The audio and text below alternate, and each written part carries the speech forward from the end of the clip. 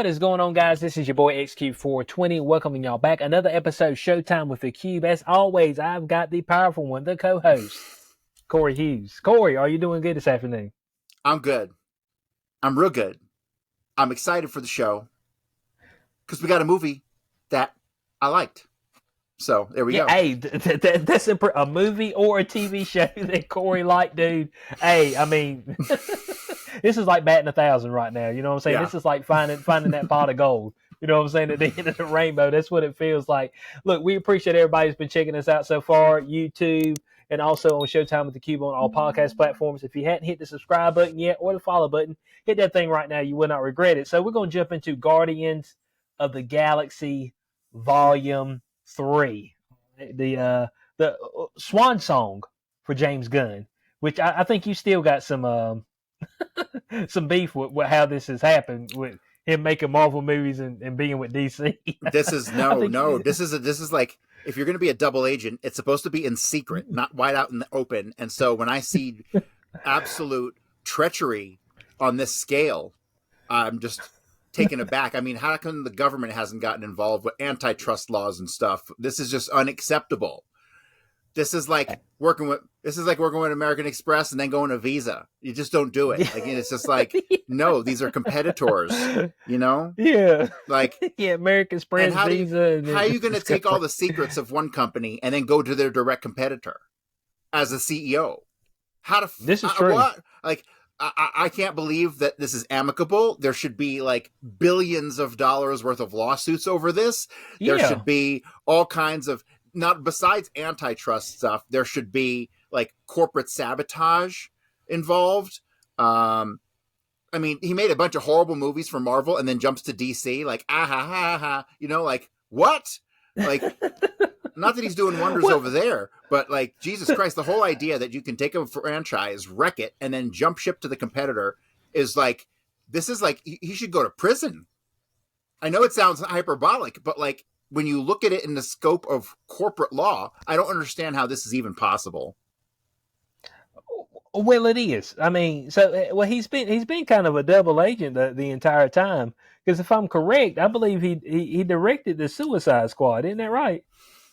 I don't even know. I just assume he did it all. I just assume he's the one-man show behind the last, I don't know how many Marvel movies and future coming DC movies. Maybe that's not right. Maybe he did. Did he do the newest Suicide Squad? The second one, which they don't change their names. I mean, it's just the Suicide Squad. It's like, well, hold on. I mean, which one is? I'll say the first one's Suicide Squad. The second one's the Suicide Squad. So James Gunn didn't do the first Suicide Squad, but he did do the Suicide Squad. But hey, there is precedent for that because we have the Fast and Furious, and then we have Fast and Furious. So they shaved off a "the" and made a whole new movie about it, right? So this is the modern day lack of imagination in coming up with titles, and it's an industry wide epidemic. Well, I mean, they're working on Fast and Furious. This last one's called Fast X, so I mean, you know what I'm saying? We're going to Roman numerals now. So I mean, that's how they work in this thing. Let's look at James Bond. Been 25 James Bond movies. Every single one is totally different. They didn't have to bite off of their old stuff, right? They didn't put out Octopussy and then the Octopussy, right? They came out with 25 different movies. Oh, man. Oh, that'd have been great. They should have did that. They should have made Octopussy and then the Octopus. They'd be like, well, hold on, which one was first? Which are they similar? They said no, they're actually two different movies completely. Neither movie, the first movie didn't have anything to do with sex. You'd be like, hold on a second, I'm completely confused here. So I think that's how you keep an audience on their toes. Maybe that's how you keep the audience guessing. Maybe they feel like they're getting something new and fresh when really they're getting the same characters. I mean, I think maybe instead of letting writers strike, they should just be fired. That's probably the right solution. You got solution. A good point there. I mean, they said, look, don't worry about the writer's strike. We got all this shit with the writer's strike going on, and they put out terrible works for how many goddamn years, and now they're making demands?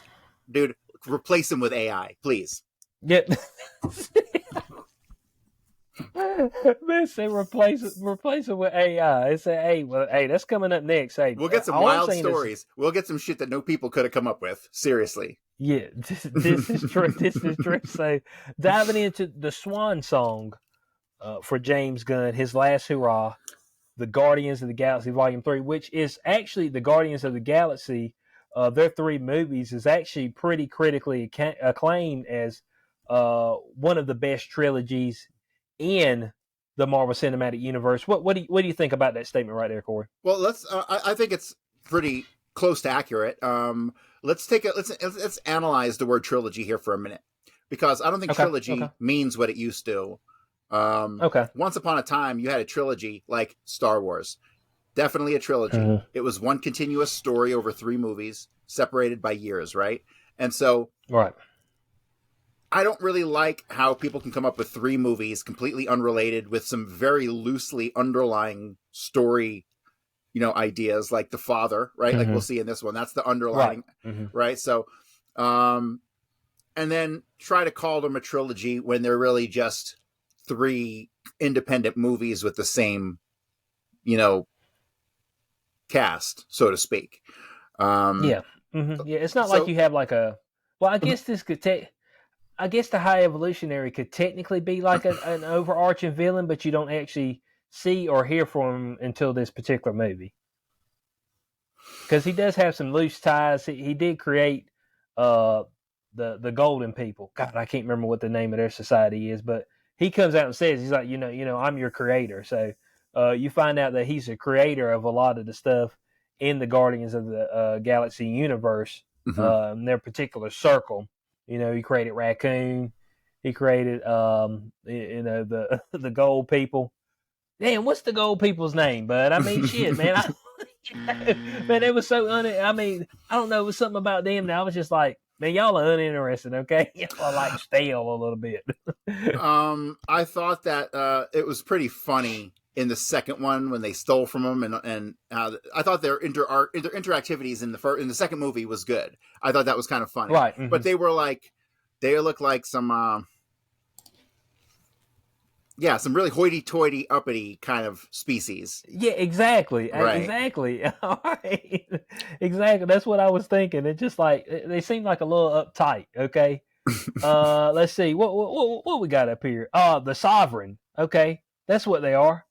The Sovereign. All right, and they're genetically engineered galactic race created by the High Evolutionary. So he actually has been going around the universe, creating different things, and sometimes just straight up killing all of them. I mean, he plays no games in this. I feel like that the High Evolutionary is what Marvel needed as far as a villain. Like, they actually show him being villainous. It's not like Gore the God Butcher, where it's like, boy, he's been killing some gods, and you only see him kill one god.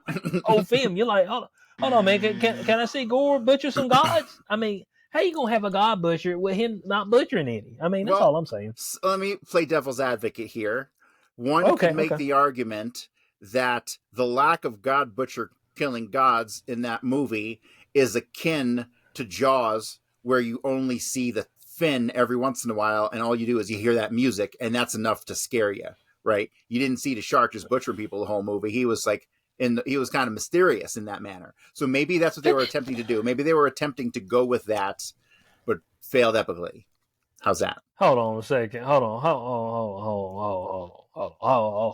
How many people did Jaws kill? All right. How many people did Jaws kill? I mean, that's what we're trying to figure out in the movie. What do you? Okay. But remember, it was scary because all you heard was the dun, dun, and you were scared. You didn't even have to see him, and you didn't see him most of the time. Okay, yeah. So they had a lot of deaths off screen, maybe because they weren't trying to make that thing rated R. You know what I'm saying? Or was it rated R? But y'all's rated R. I don't know. Is that what it was? Hold on. We gonna find out here, guys. We try. Look, I don't know the whole ominous thing. I don't know. I kind of want to see some folk get ate. Maybe it's because I guess we've moved into an era where we got a whole lot of like gory films. So like when you don't actually see anything happening, you're kind of like, okay, no, it was straight up PG. So that's why. It was straight up PG. It wasn't even PG-13. It wasn't even PG-13. Did they have PG-13 But yeah, back I then? can see. No, it won't even in 1975. Won't even, and that's when they were doing some gritty shit, Bo. I mean, back in the 70s and 80s, Bo, they had some gritty movies. That's all I know, man. It was some tough stuff. There was some stuff out there you like, man, is this real? I mean, you know what I'm saying? I Spit on Your Grave and stuff like that. Boy, they straight banning it from theaters. They like, it's like, man, this is some tough stuff. So, but I don't know. I enjoy the High Evolutionary. Kind of feels like he should be Kang. You know what I'm saying? Could we find out that this is a variation of Kang in the future? Don't. Maybe not. I would say no. I would say no definitively, but you never know with these idiots. They'll just pull one out of the hat and be like, "Oh yeah, we knew this the whole time." And you're like, "Whatever." Yeah. Now here's the one way that I can see it.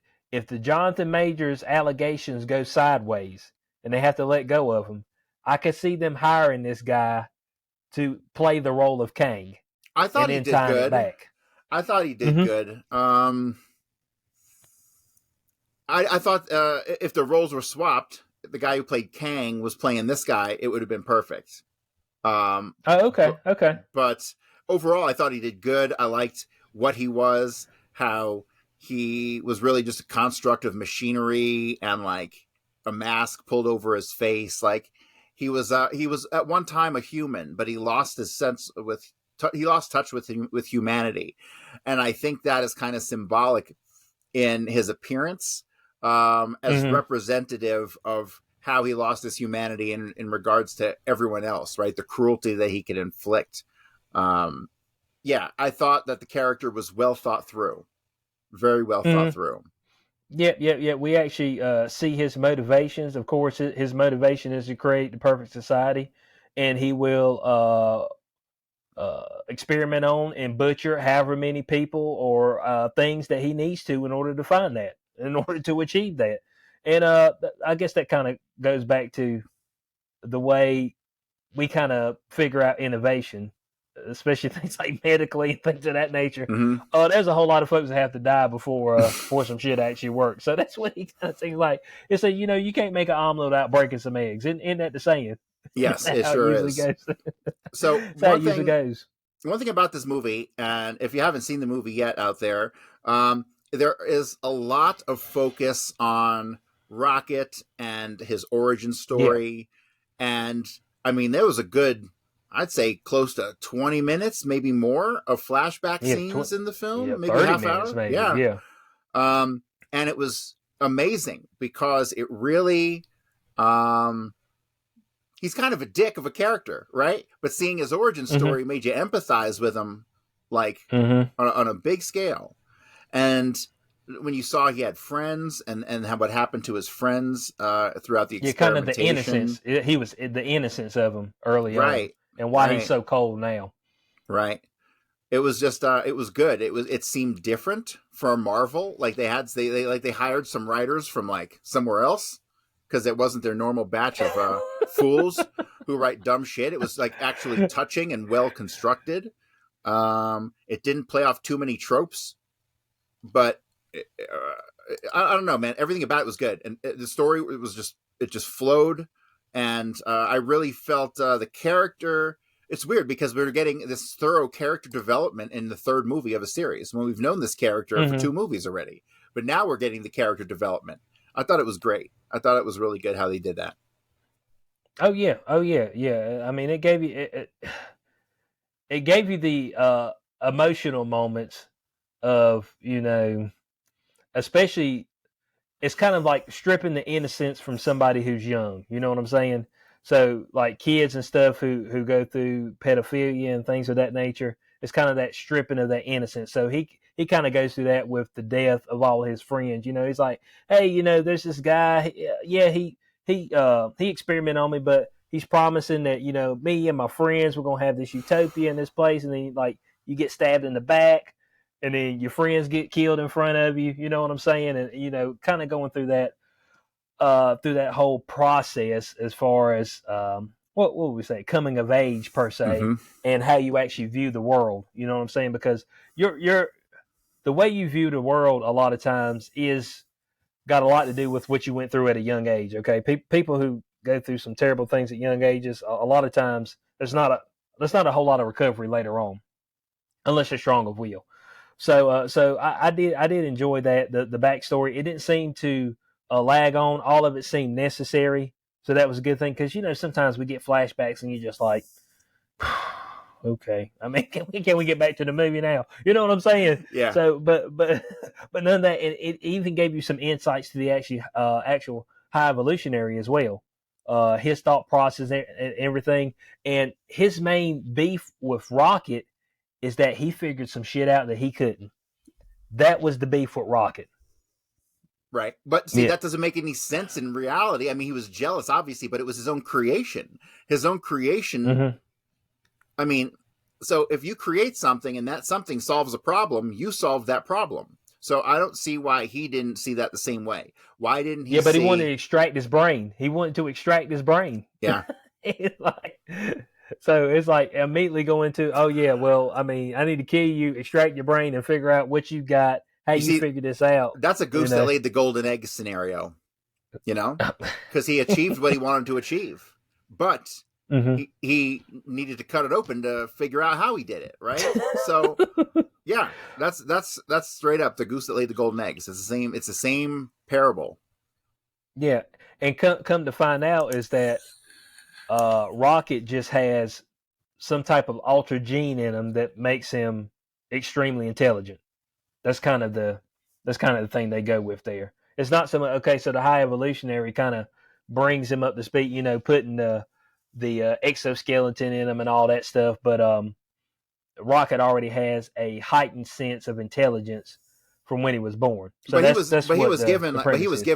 was given a serum or some kind of something. Yeah, to get where he could talk. But they're saying that and then from birth he already had that genetic enhancement. So it was the combination of the two that made him special. Yes, yes. So that combo.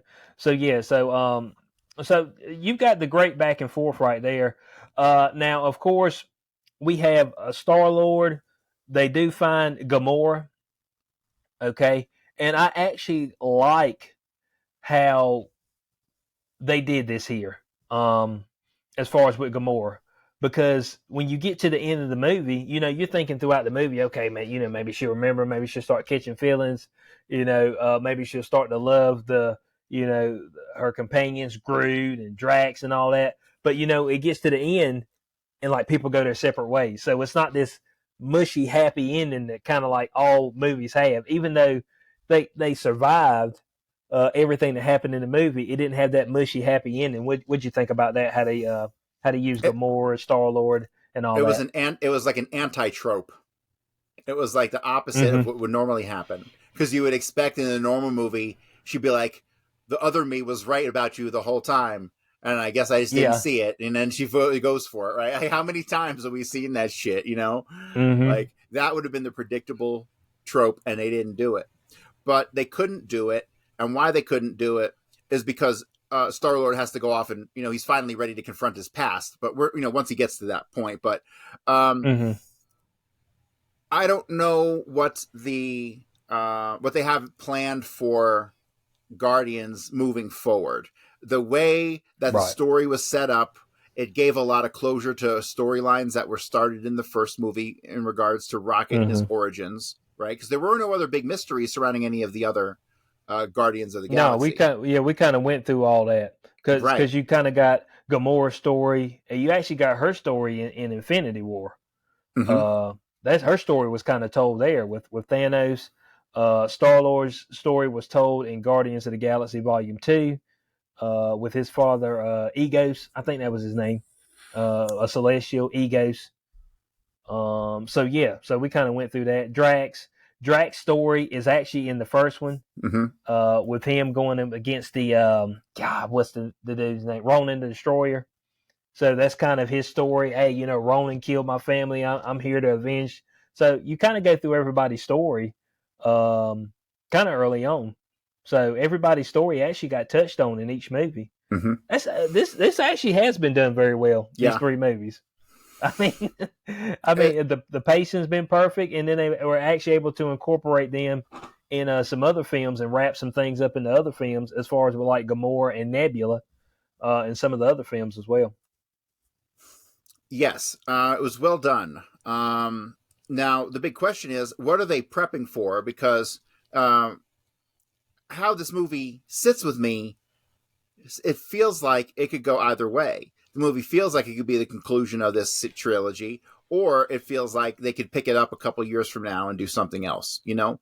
But we have had a lot of talk that a lot of the cast isn't returning for another movie. Yeah, I think Bautista said he's done. Yeah, Bautista's done. So I don't like the idea of replacing him. I think they just be done with the Guardians of the Galaxy. That's it. They told the stories. They made their $1 billion or whatever, and just be done with it. Yeah, Star-Lord can have something separate. Because they already said Star-Lord was going to return. Right. That's what I'm kind of feeling. Like his going off, I can see him going to Earth and dealing with his father and all this stuff. And then something can happen that he gets drawn into it on Earth. You know what I mean? Something happens on Earth without the Guardians, but not necessarily a Guardians movie. You know what I mean? Right. Right. I could picture something between a Star-Lord movie and a greater Marvel Universe movie. You know, something between those two. So now this movie did something that that you say you've been wanting to see. Okay, there wasn't an end of the universe moment.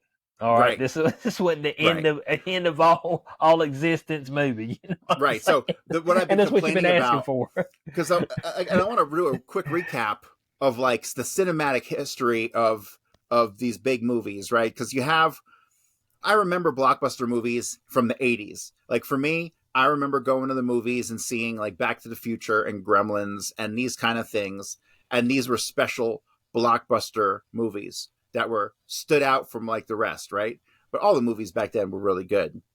And then you start to move into these superhero movies and you get some good stuff. You get the original Spider-Man movies, right? Before these cumulative universe movies, you have these individual superhero stuff. Even Iron Man in the beginning, before it got into the Avengers stuff, it wasn't really until the Avengers that the storylines started getting out of control. And I think that what happened is every movie not only had to be bigger and badder than the last one, but every movie had to find a new way to save the universe. And it was like the whole thing. And then they had to save the multiverse. And then it was like all existence was on the fucking line. Right. And then it's like, what are you talking about? Okay. And when you go back and look at some of the best stuff from the 80s and 90s, like hell, look at like Steven Seagal, like Above the Law, you know, great movie. Yeah. Him taking out a local neighborhood bad guy. Right. Small time. Right. Just like we talked about in Samaritan. He takes out a local neighborhood bad guy. Not trying to save the whole goddamn world. Right. When you set this like such a high stage and you set these lofty expectations of, we got to save the universe. Then, of course, you got to have the badass graphics and all the cool stuff to go along with it. Like, to me, the epitome of the Marvel universe losing their fucking marbles is like the Doctor Strange when he's like the whole cities are twisting and like that's just over. That's okay. You're not getting any more over the top than Doctor Strange twisting that whole mirrorverse. Ever. There's nothing you can do. Okay? It started with, what was that movie? Inception with Leonardo, which was badass. Yep. And then it culminated in its peak with Doctor Strange. We're done with that. Okay? We don't need to see anything. We don't need to see that kind of scale. Crazier than that is Tenet. I don't know if you've seen Tenet. No, but people are saying it was bad. People are saying I heard it was bad. Did you like it? No, but it's just a complete mind fuck the entire movie. You're just like, hold on a second, because it literally like you walk into a machine and it flips you to the other side and you're doing everything in reverse time. You know what I'm saying? It's just like I'm trying to tell you going in reverse. And so like you're meeting yourself in reverse, but it's like you get to the end of the movie and you're like, okay, I'm not sure what I just watched. All right, so that's one of those movies.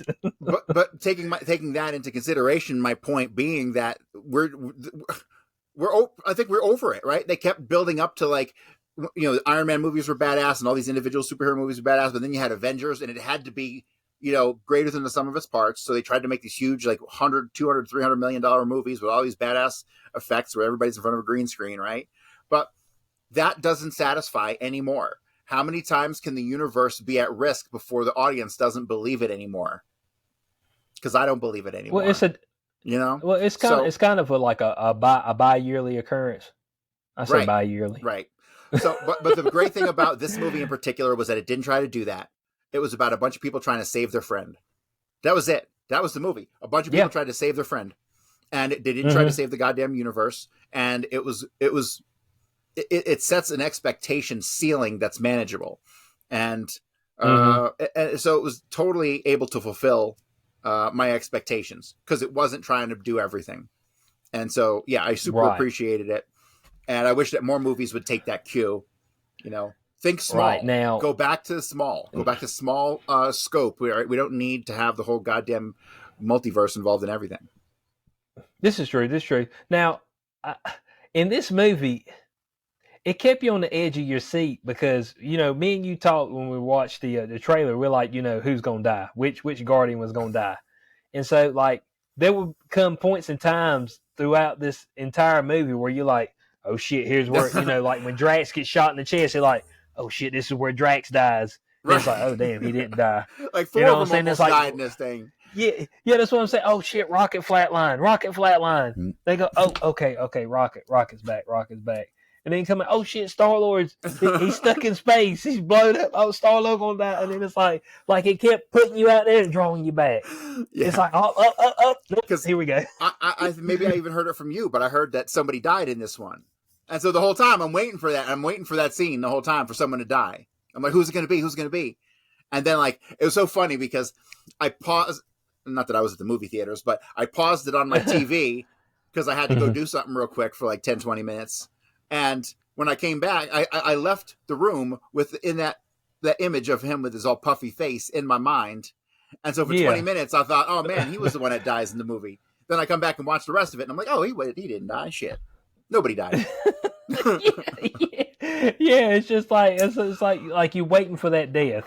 And James Gunn, man, he did an incredible job putting you on the edge of your seat because you're like, okay, it's his last movie. We know that some of these characters aren't coming back. Which one are they going to kill off? And you just sitting there just waiting for that moment. You're like, up, here it comes. And then actually it never comes to fruition, even though they're in some tight situations throughout the entirety of the movie. But I did like that aspect. It kind of kept you on the edge of your seat. You know what I'm saying? Yeah. So one thing that kind of, it doesn't really irk me, but it kind of, I took notice of was, and this is a theme I find, how many times do we have a group of people, whether it's sci-fi or fantasy, Lord of the Rings, whatever, you have this group of people who are like, obviously their friends eternal at this point, right? And then one of them has some stuff to do. And so instead of saying, hey, I'm going to go do some stuff for a bit, I'll be back, it's always, I got to leave the group. I have to go do the stuff. I'll never be back. And they dramatize it to and then it's like, they're going to be back together next fucking movie. So why do they got to always put the emphasis on this is the end? I mean, tears have to be shed. It needs to be in a really emotional moment. Actually, here's what you actually need. You need actually a little bit of sad music in the background when you hear it. You know what I'm saying? I mean, you just a touch, not a whole lot, but just a little bit. You have some of this going on, and be in there talking to each other. You have a warm embrace or two. It's time for me to move on. Sorry, guys. This is my destiny. I mean, they got to hit you with that all the time. You know what I'm saying? So it's like breaking up the band. Isn't that the way bands used to go? When a band's coming to an end, it's like, we breaking the band up and everything. Do you think that there's some sad music playing in the background? No, it's usually they hate each other because one guy fucked the other dude's girmand, and the other guy's a heroin addict. They just can't even. Yeah, and somebody stole all the money. Yeah, lead singer stole all the money. Yeah, so. Yeah, it might be a little bit different than that. We might be a little bit off there. It might be a little bit different than that, guys. So we have the situation where Rocket is incapacitated, and the whole premise of the story, at least, is that there is like a kill switch in him or an override code, something programmed into him that they need to be able to. They can't shock him back to life, because if they do, then this thing will kill him, right? So his heart will explode. Right. So he's like in a coma kind of thing throughout most of the movie. And so they go and they have to go track down what's the guy's name? The Grand whatchamacallit? Yeah. Oh, you're talking about the High Evolutionary. Yeah, High Evolutionary. There we go. And so he's the one who created him, so he has this information like stored in like this data cube, right? Because there's always got to be a cube or item or something for them to go physically put their hands on. Hey, at least it won't a magical rock. It ain't a magical rock this time. But it's in the future. Why couldn't they just hack the data instead of going to get the physical object, right? That's what drives me nuts. Like, fuck. Imagine if you had to hack a computer on Earth and you had to get some physical object in order to do it. Like, you'd be like, what are you talking about? So they go and they get the thing, and that takes up a huge chunk of the movie, right? And then they are able to escape with it. But Drax and the antenna chick are left behind. Mantis. And then they have to, launch a rescue mission, and that's when they call in like the cavalry. They start to call in the who are the guys with the machine? He's got the machine mohawk. Oh no, it's a new guy because it ain't the original dude. Well, right. Well, I don't know. He old goofy guy now. What's that cat's name? He's the guy trying to learn how to shoot the arrow with his finger. Yeah, Sean. Yeah, so Kraglin. Sean Gunn. That Sean Gunn's his name in real life, but he's Kraglin. Sean Gunn, is he somebody's relative? I don't think so. Well. Oh, you mean like James Gunn? Mm-hmm. Is there some nepotism going on here in Hollywood? You know what? Oh, Sean Gunn's collaborations with his brothers James Gunn. Oh, you don't say. And his wife, and James Gunn's wife's in the movie too. Oh, this is like some crony capitalism, man. This is like George Bush giving Halliburton the contracts. Jesus Christ. Hey, is that not what you would do? Hey, look, man. And guys, I know this is going to sound bad, but if I was put in a position of power, then all the people that I knew and liked, then I would set up some type of scam for them to get paid. It's just all there is to it, okay? I mean, look, don't worry about it. That's what would happen, okay? There's just no doubt about it. Look, man, everybody else done got paid. I'm looking to get my folk paid too, okay? That's just all I can say. So, yeah, James Gunn, he mysteriously seems to slip his kinfolk into all the movies and his wife. I'm just saying, it's just, hey, man, I got a role for you. I got a role and I got about $200,000-300K. But I did appreciate for the very brief moment they had that scene towards the end where he brought back. I'm not good with names. You're the name guy, the blue guy from the last movie who dies in space. Star-Lord's mentor. Shit.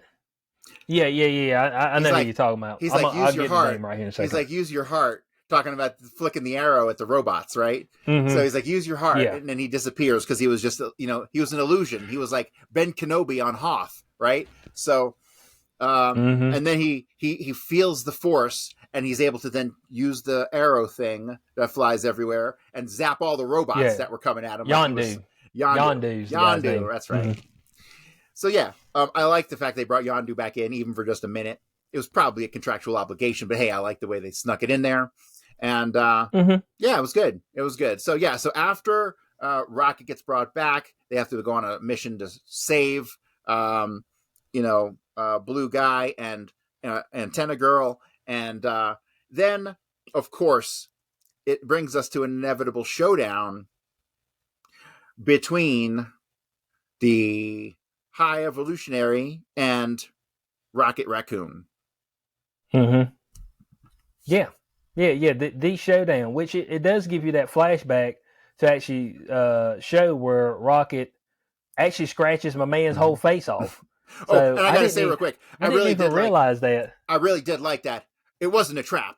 It was a face-off. Yeah, there. They're sitting there. Star Wars like, hey man, they're like, hey, you know you're going into a trap. This is not a trap. It's a face off. It's like, man, I told you it's a trap. This is not a trap. This is a face off. You know what I'm saying? This is what we're going into. Hey, and look, the reason I said that this could be a variation of Kang, and here's why I said it: the High Evolutionary uses that gravity tech to move people. Kang used that in Ant-Man and the Wasp when he slammed MODOK up against the side of the in the building. Used the same gravity tech. So that's why I was thinking that a potential if they need to. Hey, look, guys, if y'all haven't thought of this, just send me a check. I'll take $10,000 or whatever, $15,000. You know, just send me a check and be like, hey, X cubed. Send one to Corey too. Make sure you send him 10 to 15. All right. And they're like, hey, look, they saved us. Okay, Jonathan Majors, he got thrown in jail. Well, if he gets thrown in jail, for allegedly beating up his girlfriend per se. I don't think he actually did it, but you know, who knows? I mean, is she gonna at least get paid? She's gonna at least get like some lawsuit money. Mm-hmm. I think they all get paid off. But if it gets too hot, then just know that X Cube and Corey Hughes gave you the answer. Okay, so we'll take our royalties up front. Okay, I've even got a tie-in. Hell, High Evolutionary got a purple suit. He got a purple suit. You know what I'm saying? Kane got a purple. Bud, it's all here for you. All right. So, if stuff gets tight, just give us a call, man. I mean, I don't write. Corey does, but I can just tell you a couple good ideas. I know Corey got a couple good ideas for you throughout this. So I will say this one thing: they kind of James Gunn pushed the envelope in this movie. F-bomb was dropped. Okay, when Nebula couldn't open the door when they were on that planet, and Star-Lord said, "Just open the fucking door," and it's just like I was like, "Oh, is this Marvel?" See, I had heard about that, but I didn't catch it when it happened. Yeah, because it just went right along in the movie. I was like, oh, F-bomb. And then the scene where they were actually, you usually got to have these scenes in the movies where they're slow motion fighting in the on the ship.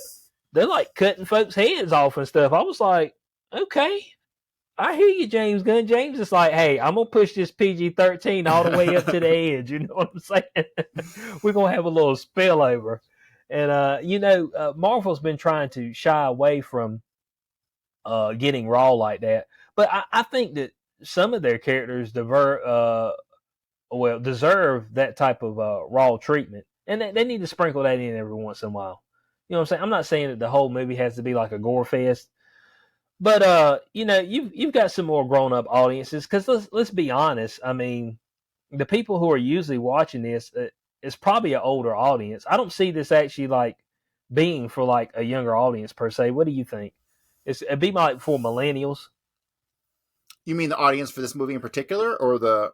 Yeah, well, like superhero movies, because we're thinking more. I'm thinking more millennials and Gen Xers. That's what I'm thinking. Well, I would think that the target audience really is like the 16 to 25. I think that would be like, if they had to say where most of their money is coming from, that's where they're targeting, and that's kind of where the level of profanity and whatnot comes in. You don't see a whole lot. This being a big deal for Marvel that he said fuck.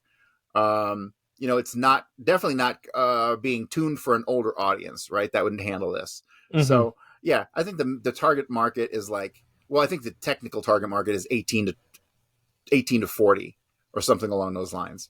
But yeah, they definitely want the teenage market. I'd say they want the 12-year-olds and up.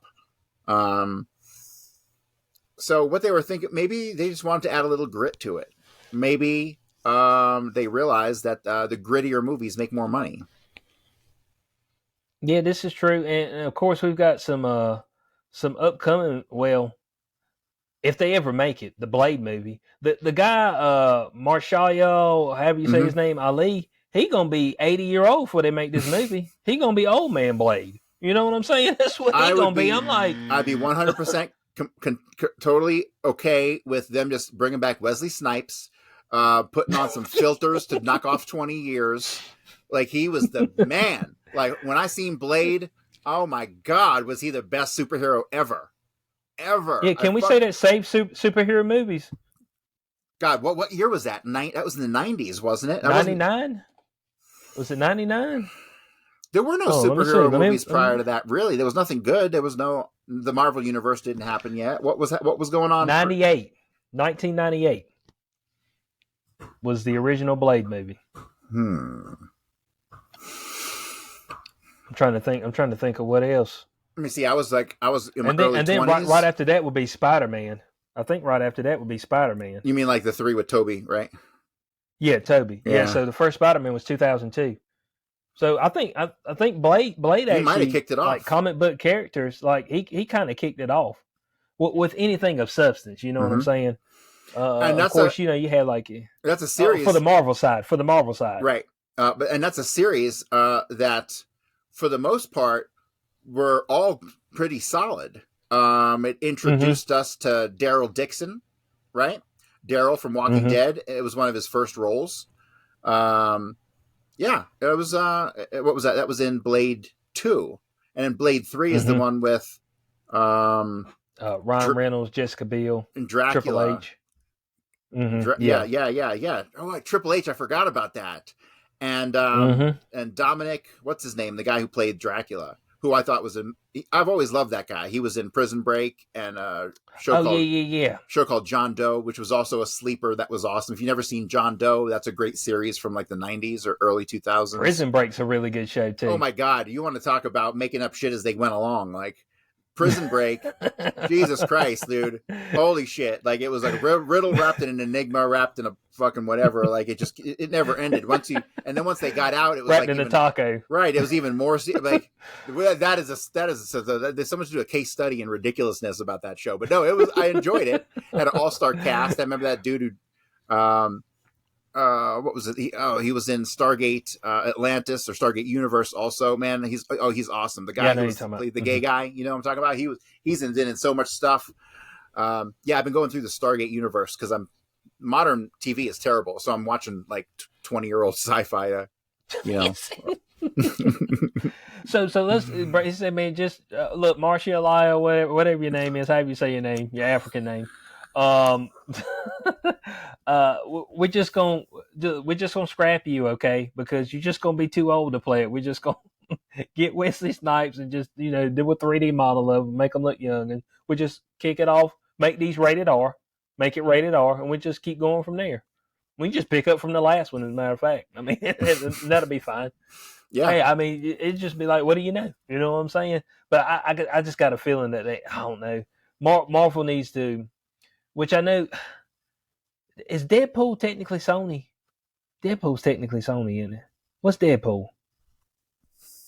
Is it Sony? I don't know. Is that right? Because I know this next Deadpool is supposed to be quote unquote multiversal. And well, is it Sony or is it Fox? Because they're gonna have the X-Men in there. So I think they're gonna have Hugh Jackman in there, if I'm correct. I think he's going to reprise his role. Yes. Yeah, so it may be Fox. But I think they're going to try to tie this into the overall cinematic universe. But anyway, some of the characters deserve a rated R film. It's just like the nature of them. A Deadpool, Blade, Wolverine. It's like, dude, the man has claws and he stabs folks, okay, in the chest, all right? There ain't no coming back from this. The dude, he kills folks, okay? So it can't help but to be rated R. I know you try to tone it down or whatever, but it's just like, man, Wolverine kills people, okay? That's kind of what he does. All right, so just like lean into that, okay? And I think they would get better numbers at the box office, actually. They could make a more compelling story. A little bit more mature story. Well, like Logan, the movie Logan was a little bit more of a mature story, you know? Yeah. And look, with them talking about, well,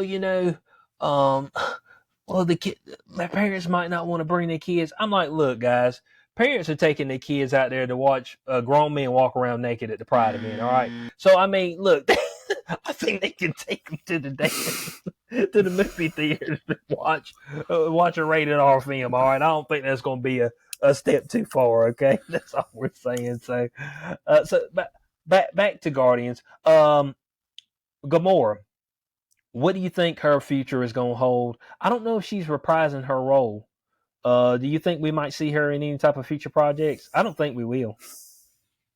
She kind of goes off with the space pirates. Yeah, I'm not really feeling much from any of these people at all, except for Star-Lord. I mean, I'm not seeing any reprisals. I can see something from Rocket and Groot in the future. Well, yeah, because they're mostly CGI. They're kind of below characters. Yeah. Mm-hmm. They're kind of below characters. And everyone loves Groot. And honestly, let's be real. We haven't had full-on Groot since the first movie. We've had... Even this one wasn't a full-on Groot. You know what I mean? And I think people want more Groot. I can say that for sure. Yeah. Well, by the end of the movie, he's King Groot. Starting to get there, but like he still had the baby face. It wasn't quite. It wasn't the same. All right, there's an elephant in the room that we have not spoke about yet. Adam Warlock. What? What do you think? I don't know what you're talking about. Adam Warlock. The dude that the Sovereign, the gold guy that the Sovereign, the gold guy who shows up in the beginning trying to kick their ass. Yeah, yeah, and he's the one who ends up saving Peter, Star-Lord, right? Yeah. So, all right, so I don't know what Hollywood has with this guy, but this guy has popped up in every goddamn big movie for the last 10 years, going back to the Maze Runner was when I remember him first. This is true. Yeah, which is the Maze Runner is actually a really good movie too. It is. He actually plays and he plays a little bitch. He plays a little bitch like in a lot of movies, right? So, and then he was in some sci-fi movie. I forget what was he in Ender's Game maybe? But he's been in a ton of stuff. I think so. And the motherfucker doesn't get any older. What is up with that? Did they grow him in a lab somewhere? Yeah. He may be a clone. Shit's out of control in Hollywood. He may be getting cloned. I mean, I'm just being honest with you. He may be getting cloned. I don't know. Okay, so they're saying that the reason he's goofy is because they woke him up too early. Like the clone, so this is that whole synthetic embryo stuff, which they said they just recently made the first synthetic embryo, which God help us. But he's like a synthetic embryo, and they didn't let him bake long enough. So he's got the mind of a child, per se. And so he's just goofy throughout the movie. I mean, I don't know. He's just kind of he was okay. I think that was a kind of disposable role. They could have given anybody that role. You know what I mean? It didn't really stand out for him. But that's very typical of the roles that guy has played. But no, I thought it was kind of fun when he showed up, started to kick everybody's ass in the beginning. I'm like, whoa, what's going on here? Oh, yeah. And then Nebula stabs him in the back. I mean, just like a blade through the back. I was like, okay. See, I didn't know anything about the movie or the plot or anything going into it. So I didn't know that it was all about Rocket. So then when he starts going after Rocket, that was when my interest really got piqued. Because I'm like, ooh, what's up with Rocket? Because I went into it knowing nothing. So, yeah, it was good. Well, you see, if you go off the heels of the Guardians of the Galaxy Volume 2, you're figuring that the Sovereign, it's going to be a strict movie about the Sovereign trying to get back at the Guardians, for stealing their batteries and all that stuff. You know what I'm saying? So, breaking their quote unquote promise. So you think that's what it's going to be, and then the High Evolutionaries introduced, and you're like, well, who's this guy? It's like, oh, well, I created y'all, so it's just kind of all intermixes. So I think they did a good job right there intermixing it, and then making the Sovereign kind of a disposable piece in this particular film. So yeah, with old golden bitch. Yeah. old golden bitch. But Adam Warlock, he was just kind of goofy. He was just he was supposed to be comedic relief, I think. A little like bit. Him and Drax. He's decent at the comedic relief. It's interesting looking at someone like that, because do you ever see him as a leading role kind of guy? Do you think he could mature into that, or is he always going to be the background guy? I don't know. Has he been in a leading role? Well, he still comes off as overly young. His face still looks like the guy's fucking 18. You know what I mean? Yeah, Will Poulter. That's the cat's name. That's the guy's name. Let's see what we got here. Oh, Will. Let's see. I'm trying to see if he's been. He was in Ender's Game, I think. He wasn't the lead though, was he? Let me see. So, Maze Runner. So it was in, because I think he dies in the second Maze Runner, if I'm correct. Says he was in The Revenant. Oh, Leonardo DiCaprio. Why do I not remember that? It's in the Chronicles of Narnia. No, he hadn't been a lead in any movie he's been in. Like in any movie. Like at all. See, usually with guys like this, they end up catching a lead in a B movie that goes like, well, I can't say straight to DVD anymore because they don't do that. But back in the day, yeah, straight to Netflix. Right, to Netflix. Right. I can see him in a leading role in a Netflix movie. Yeah, that could be the case. Yeah, because he hadn't been a lead role. God, but he's and it feels like he's been in a lot of stuff, and then you look through this, and you're like, hell, he ain't been in nothing. I mean, it's kind of like, this guy, you're like, hold on a second, man, this dude's been in a bunch of big films. It's like, no, he's just got a memorable face. I mean, that's just pretty much it. Shit, he was born in 1993. Oh, does that mean he's 30? Yeah. Is that right? Mm-hmm. Oh, damn. Okay. So he's still fresh. You usually don't get your big roles until you about old as hell. Because you got to think, like, when was it when Robert Downey Jr. and Chris Evans and all that, they're like, they bust into Marvel. Hell, they in their damn 40s. You know what I'm saying? That's why they got to hurry up and make these movies, because they're like, Bo, these dudes get 60. They be like, Fast and the Furious. You have old men out there, gray beards out there trying to act like they 25. You know what I'm saying? You be like, hey guys, I mean, y'all boys are 60. You know what I'm saying? Oh man, and I can't wait to review that movie, because it's gonna be as soon as Corey gets the copy of that and watches that, but that's gonna be. I'm gonna give my thoughts on what I think this has become. Hang on, let me ask you a question because I forget. Mm-hmm. Has anywhere in the Fast and Furious series have they at any time gone into space? Yes. What? They did? Yeah, the Fast 9. They went into space. Yeah, they shot their car into space. It had a rocket attached to it. All right. I'm going to have to watch Fast 9 before I watch Fast 10. Let me tell you. I watched Hobbs and Shaw. Uh-huh. What a goddamn fucking horrible movie that was. It literally had a Terminator in it. It had a Terminator. Yeah. A Terminator whose eyes glowed red and had an exoskeleton and all that stuff. I'm like, are you fucking kidding me?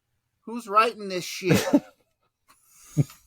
They're on strike right now, so I wouldn't worry too much about it. They should just fire them. We're currently striking, They should just fucking fire them. Put ChatGPT Hollywood edition up in there. Oh man. So hey, look, at the end of this, it's a oh happy day. Well, it's a happy ending and a sad ending all at once. You know what I'm saying? Some Boys to Men was playing in the background. It's so hard to say goodbye. That was playing in the background. And also, it just kind of got scathed over, but the High Evolutionary killed billions of people when he destroyed that planet. He left the planet got destroyed. I mean, he blew that planet up.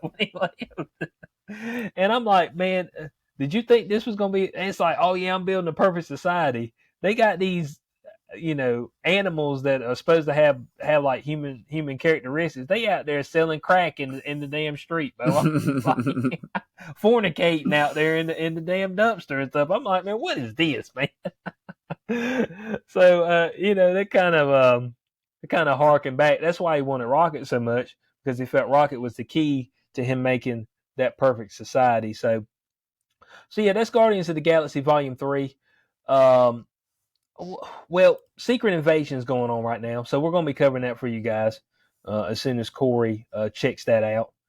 The Secret Invasion. This is the Skrulls, the return of Nick Fury, and this particular show is going to be the first one from Marvel in quite a bit of time since the disaster that was She-Hulk. All right, which may be the worst thing that has been put out on television in the past decade. That's a pretty fair statement. Yeah, I'd be hard pressed to find something as bad as that.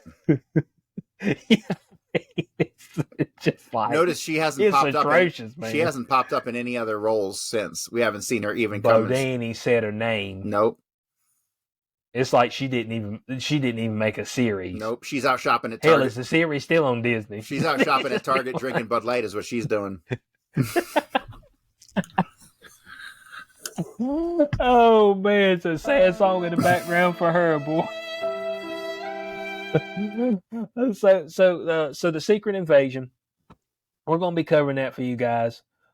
This is, of course, the Skrull takeover, which maybe I forgot because I seen the Skrulls were in Captain Marvel, but were they super strong? Did they have like superhuman strength?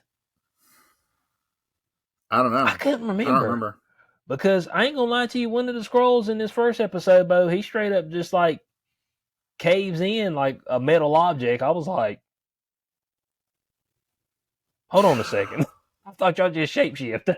I'll get up on that tonight or tomorrow for sure. Yeah. So that's the next iteration of what Marvel's doing in Phase 5. And Phase 5 started off terribly with Ant-Man and the Wasp: Quantumania. God awful movie. Okay, they redeemed themselves some with this Guardians of the Galaxy Volume 3. Of course, we've got the show out right now, Secret Invasion, which, Corey, I'm gonna let you know is trying to be extremely serious. Okay. It's trying to be extremely serious. So also, we might have a more serious show here.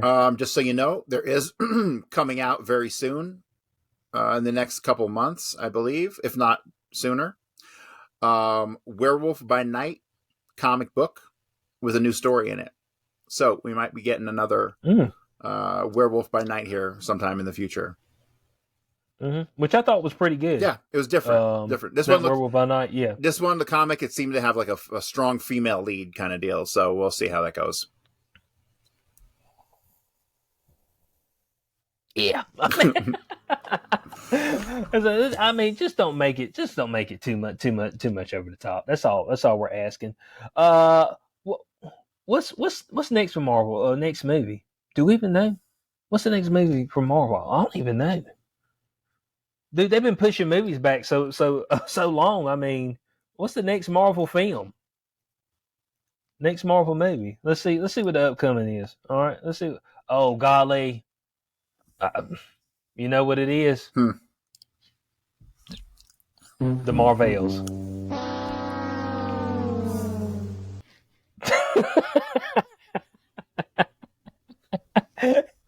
It's the Marvels. I was like, that's why I couldn't remember it, because it's so bad. We haven't done that trailer yet. We need to just do that trailer so we can just straight up just be like, this movie needs to be canceled. Whatever money they spend on it, just forget about it. Okay, it's look, we lost that. All right, we just lost that money. Okay, let's focus on something else. So yeah, that's the actual next movie, big movie, is the Marvels. Oh man. And then Deadpool 3, which is, I guess, technically not part of the Marvel Cinematic Universe yet. So I don't know. Phase 5 is struggling pretty mildly right out the gate. Right out the gate. You got this Guardians movie, but from what I'm seeing, like the movies that look like they'd be good, like Deadpool, I mean, really don't have a ton to do with the overall cinematic universe. So we'll see how that plays out. Maybe the TV shows can kind of pick up some missing pieces from where the big films, which they've moved a whole bunch of big films back, moved them back years. So maybe that has something to do with the writers as well. But maybe they're going back to the drawing board on some of this and going to give us something of note. So that's what we're hoping. So we're going to drum roll that thing. How many cubes?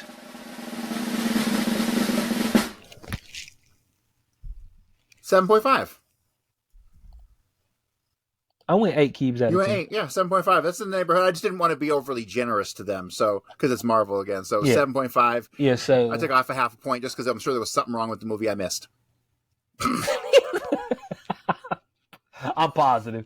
Yeah, so IMDb rating, 178,000 people rated 8.2 out of 10. Mm-hmm. Okay. Rotten Tomatoes, audience score is 94%, and the tomato meter is 82%. So overall, this got good marks across the board, which it should have because it was well done. So hopefully we'll see more of this in the future. Guys, we've got a lot of stuff coming your way. We've got The Flash, once Corey's able to watch it. Fast X. Indiana Jones is coming up, which I've heard is an absolute travesty. Total fucking like an affront to God kind of thing. That bad. With that, we're gonna be checking out some trailers for you. Craven the Hunter,